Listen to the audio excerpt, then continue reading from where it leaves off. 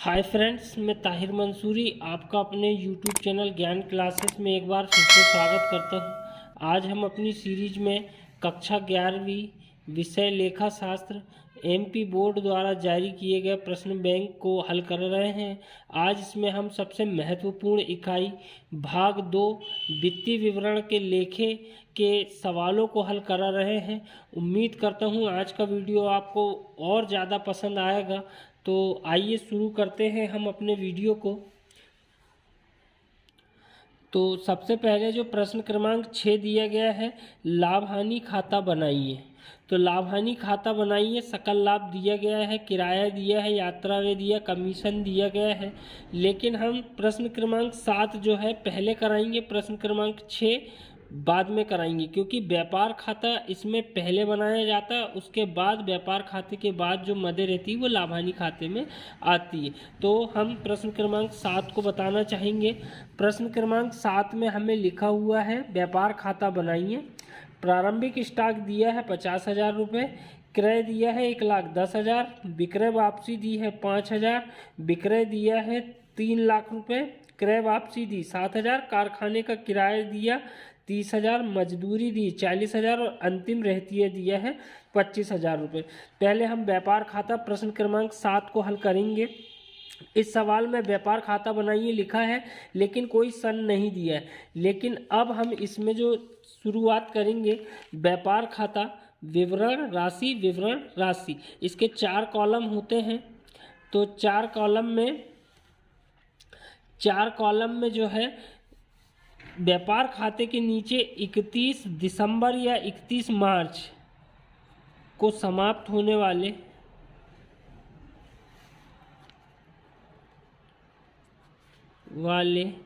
वर्ष के लिए ऐसा लिखा जाता है। सन दिया रहेगा तो सन डालना होगा बच्चों को यहाँ पर। अब हमें इसकी कुछ मदें ज्ञात करनी बहुत आवश्यक है। जो मदें हैं वो वहीं की वहीं आती है, अर्थात उसे डेबिट या क्रेडिट के स्थान पर अदला बदला नहीं जा सकता। जैसे ये पक्ष डेबिट कहलाएगा और ये पक्ष क्रेडिट कहलाएगा। तो विवरण राशि ये डेबिट पक्ष, विवरण राशि ये क्रेडिट पक्ष। तो यहाँ पर जो आता है, सबसे पहले आता है प्रारंभिक स्टॉक, जो कि हमें प्रश्न में दिया गया है। तो प्रश्न में हमें प्रारंभिक स्टॉक दिया गया है 50,000 रुपये। तो हम इसके 50,000 रुपये की प्रविष्टि जो है सबसे पहले प्रारंभिक स्टॉक में करेंगे। तो यहाँ पर 50,000 रुपये जो है प्रारंभिक स्टॉक यहाँ पर लिखा जाएगा। इसके बाद हमें क्रय दिया गया है, तो क्रय भी यहाँ डेबिट पक्ष में आता है। क्रय लेकिन जब दिया रहता है तो क्रय वापसी देखिए कि प्रश्न में क्रय वापसी दी है कि नहीं, क्योंकि क्रय वापसी को घटाना पड़ता। तो क्रय जो दिया है वो हमें दिया है 1,10,000 रुपये, तो उसे हम अंदर लिखेंगे, उसमें से क्रय वापसी को घटाएंगे। क्रय वापसी हमें प्रश्न में दी गई है, क्रय वापसी 7,000 रुपये दिया गया है। तो 7,000 रुपये हम घटा के बाहर इसकी अमाउंट को लिखेंगे। तो 1,03,000 रुपये जो है वो हमारी क्रय वापसी होगी। उसके बाद हम इसमें देखेंगे कि अगली मद क्या है, तो विक्रय। अब यहाँ पर क्रेडिट पक्ष में जो है विक्रय आता है, लेकिन विक्रय में से विक्रय वापसी को भी घटाया जाता है। तो विक्रय जो दिया गया है 3 लाख रुपए दिया गया है, तो 3 लाख रुपए हम अंदर लिखेंगे, उसमें से विक्रय वापसी को घटाया जाएगा। तो विक्रय वापसी कितनी दी गई है हम वो देखना चाहेंगे। तो 5,000 रुपये विक्रय वापसी हमें प्रश्न में दी गई है। तो 2,95,000 रुपये जो है वो हमारी टोटल विक्रय की आएगी राशि।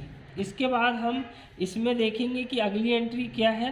तो हमने यहाँ पर प्रारंभिक स्टॉक, क्रय, विक्रय वापसी, विक्रय और क्रय वापसी का लेखा कर दिया। अब कारखाने का किराया यदि अकेला बोलता तो उसकी प्रविष्टि इसमें नहीं होती है, लेकिन कारखाना किराया बोला है इसीलिए व्यापार खाते में उसकी प्रविष्टि कर दी जाएगी।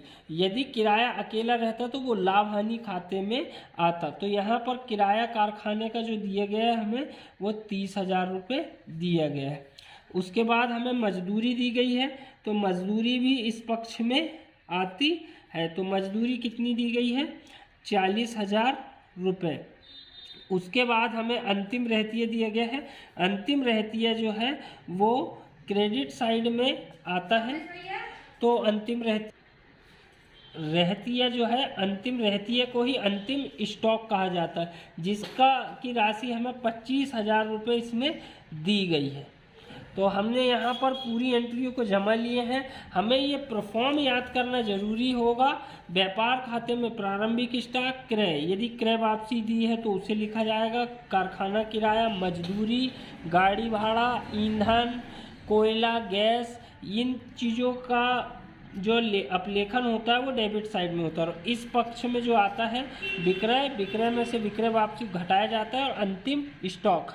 इसके बाद हमें ये देखना होगा कि किस पक्ष का योग ज़्यादा दिख रहा है। जिस पक्ष का योग होगा उधर कम वाले पक्ष से घटाया जाएगा। तो अब हम देखेंगे कि किस पक्ष का योग ज़्यादा है। तो इस पक्ष का जो योग है वो आएगा 3,20,000 रुपये। यहाँ का योग 3,20,000 रुपये आएगा। अब यहाँ का हम योग लगाएंगे कि यहाँ का योग कितना है। तो यहाँ का जो योग आ रहा है वो आ रहा है 2,23,000 रुपये। ये रफ में लिखना है, लेकिन व्यापार खाते में नीचे कोई एंट्री नहीं होती, इसलिए हम यहीं पे घटा सकते हैं। तो 3,20,000 में से 2,23,000 रुपये घटाएंगे तो यहाँ पर जो आएगा वो आएगा सकल लाभ। तो सकल लाभ जो है वो आएगा 97,000 रुपये। इस प्रकार से दोनों जो पक्षों का योग है वो 3,20,000 बिल्कुल आमने सामने आएगा। व्यापार खाते की मदे जिस बच्चे को याद हो जाएगी उससे इसका सवाल करना बहुत आसान रहेगा। इसके बाद हम इसके 6वें सवाल को बताएंगे जो कि लाभ हानि खाता है। इसके बाद हम आपको 6वें सवाल की ओर ले जा रहे हैं जहां पर लाभ हानि खाता बनाइए। ध्यान रखिए कि व्यापार खाते की जो मदें हैं वो व्यापार खाते में आएगी, वो लाभ हानि खाते में नहीं आएंगी। इसके पहले वाले सवाल में हमने बता चुके हैं कि व्यापार खाते की जो मदें हैं वो ये है कि प्रारंभिक स्टॉक डेबिट साइड में, क्रय, क्रय वापसी, कारखाना, मजदूरी, गाड़ी भाड़ा, ईंधन, कोयला, गैस, वो सब इस साइड आती है। और इधर साइड जो है वो आता है विक्रय, विक्रय वापसी और अंतिम रहती है। ये व्यापार खाते की मदें होती है। इसके बाद हम अब लाभ हानि खाते की तरफ चल रहे हैं। तो लाभ हानि खाते में जो है, लाभ हानि खाते में ये मदें नहीं आएगी, इसलिए बच्चों को ये कंठस्थ याद होना जरूरी है। आइए अब हम आते हैं अगले प्रश्न में। तो अगला प्रश्न है लाभ हानि खाता बनाइए। तो लाभ हानि खाते में भी मैं आपको ये बताना चाहूँगा कि लाभ हानि खाते में भी सन नहीं दिया है यहाँ पर। तो सन नहीं दिए जाने का तात्पर्य ये है कि वहाँ क्वेश्चन में कोई भी सन आपको दिया जा सकता है। तो क्वेश्चन में लाभ हानि खाते में जो लिखा है सकल लाभ निकला है दिया है, किराया प्राप्त, यात्रा व्यय, कमीशन प्राप्त, डूबत ऋण, बट्टा दिया, डाक व्यय। बहुत इंपॉर्टेंट क्वेश्चन है और आने की बहुत ज़्यादा संभावना है। तो आइए शुरू करते हैं। तो सबसे पहले जो हमें सकल लाभ दिया रहता है वो हमारा क्रेडिट पक्ष में आ जाता है और डेबिट पक्ष में नहीं आएगा। तो सकल लाभ जो है लाभ हानि खाते के क्रेडिट पक्ष में आएगा। तो सकल लाभ जो है वो कितना दिया है हमें यहाँ पर 17,000 रुपये ये दिया हुआ है। उसके बाद किराया प्राप्त, जैसे ही प्राप्त बोलेगा तो पूरी प्राप्त वाली मदें हमारी क्रेडिट पक्ष में आ जाएगी। अन्यथा यदि किराया अकेला लिखा रहता तो वो डेबिट पक्ष में आ जाता। तो किराया जो है वो 4,000 रुपये हमें प्राप्त हुआ है, तो वो 4,000 रुपये की प्रविष्टि हम यहाँ पर करेंगे। उसके बाद हमें लिखा है यात्रा व्यय। तो यात्रा व्यय जितने भी एक्सपेंस रहेंगे, खर्चे रहेंगे, वो पूरे आपके कहाँ पर आएंगे, डेबिट पक्ष में आएंगे लाभ हानि खाते के। तो यात्रा व्यय जो दिए हैं वो 1160 मतलब 1,160 रुपये दिए गए। अब कमीशन प्राप्त बोल दिया है तो वो हमारी मद कहाँ पर आ जाएगी, क्रेडिट पक्ष में आ जाएगी। समस्त प्राप्तियों को जो है वो लाभ हानि खाते के क्रेडिट पक्ष में लिखा जाता है, तो वो 700 रुपये यहाँ लिखे जाएंगे। उसके बाद डूबत ऋण मतलब ये होता है कि हमारा पैसा देनदारों द्वारा प्राप्त नहीं हुआ है, वो डूब गया है। तो डूबत ऋण हमारे लिए वह होगा, उसकी प्रविष्टि हम डेबिट साइड में कर देंगे। उसके बाद बट्टा दिया, तो बट्टा दिया है तो इधर, बट्टा प्राप्त है तो इधर। तो बट्टा दिया है 320 रुपये, तो 320 रुपये की प्रविष्टि हम डेबिट साइड में कर देंगे। उसके बाद डाक व्यय, तो डाक व्यय जो दिया गया है वो 80 रुपये, वो भी हमारे एक्सपेंस है, वो हमें डेबिट पक्ष में आ जाएंगे। इसके बाद हमें ब्याज प्राप्त लिखा है, तो ब्याज प्राप्त बोल दिया तो मैंने आपको बता चुका हूँ कि ब्याज प्राप्त 8,000 रुपये वो हमारे क्रेडिट पक्ष में चले जाएंगे। उसके बाद बट्टा प्राप्त बोला है, तो बट्टा भी फिर प्राप्ति की ओर ही चला जाएगा, तो 120 रुपये। उसके बाद बीमा व्यय, तो बीमा व्यय जो है वो एक्सपेंस होते हैं, तो बीमा व्यय हमारे कहाँ आएंगे, 180 रुपये डेबिट साइड में आ जाएंगे। वेतन दिया, तो वेतन जो कि 2,200 रुपये है, वो भी हमारे डेबिट में आ जाएंगे। उसके बाद विक्रय पर भाड़ा, तो विक्रय पर भाड़ा भी हमारा एक्सपेंस है, वो एक्सपेंस डेबिट साइड में आ जाएंगे 60 रुपये।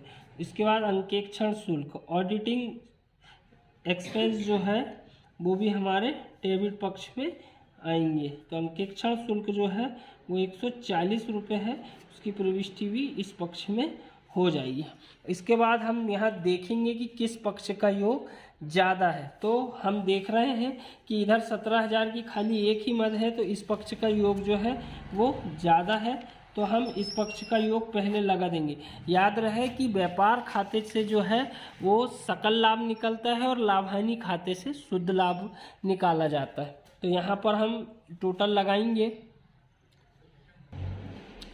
तो यहाँ का जो योग आएगा वो आएगा हमारा 29,820। अब इस पक्ष का योग क्योंकि कम है, तो कम वाले योग को हम इस पक्ष से घटा देंगे, तो इधर का जो योग आ रहा है वो आ रहा है 4,180। ये घटाने के बाद हमें प्राप्त होगा शुद्ध लाभ। मैंने आपको बता चुका हूँ कि व्यापार खाते से सकल लाभ निकाला जाता है और लाभ हानि खाते से शुद्ध लाभ की गणना की जाती।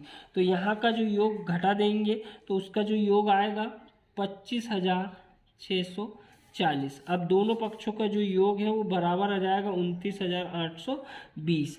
तो ये एक बात और बताना चाहूँगा कि यदि मान लो व्यापार लाभ हानि खाते का इस पक्ष का योग ज़्यादा रहता और इस पक्ष का योग कम रहता, तो हम इस पक्ष का योग यहाँ टोटल मारते और इतनी राशि को घटा के यहाँ शुद्ध हानि लिख देते।